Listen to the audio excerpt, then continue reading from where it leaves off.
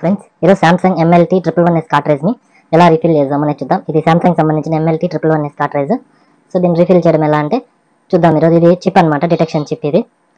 So first of all మనం కార్ట్రేజ్ని screws remove చేద్దాం.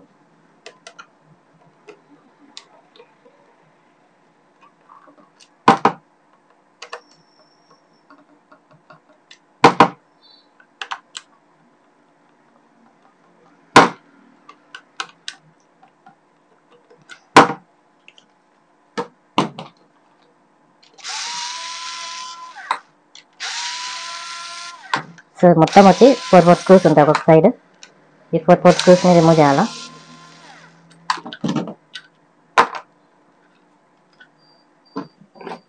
So ఒక లాక్ వస్తుంది.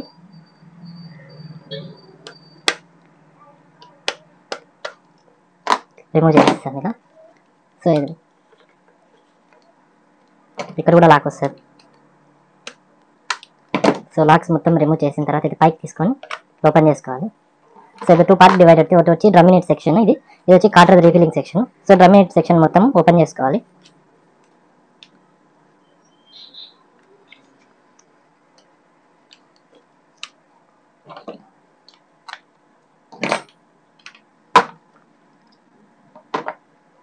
ఇది PCR అనమాట.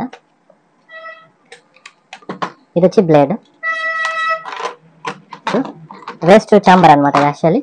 సో ఈ బ్లేడ్ వచ్చి రిమూవ్ చేసుకోవాలి.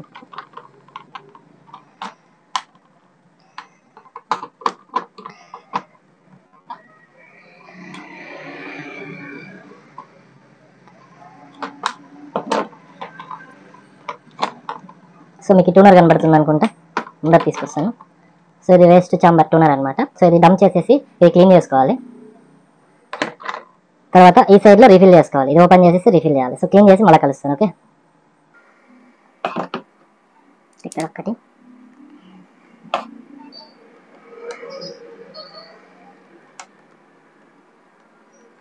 సో ఈ పోర్షన్ కంప్లీట్ అయిపోయింది.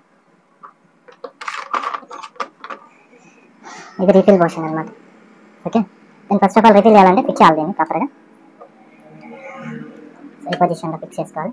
ఇక్కడ స్క్రూస్ లాక్స్ ఉన్నాయి కదా, సో దాని మీద కూర్చోవాలి. సేమ్ ఇదొక్కటి రెండు ఫ్రీగా కూర్చోవాలన్నమాట. సో నెక్స్ట్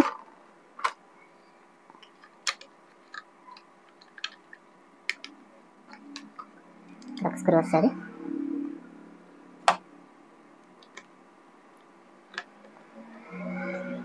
ఇక్కడ ఒక స్క్రూ వస్తుంది.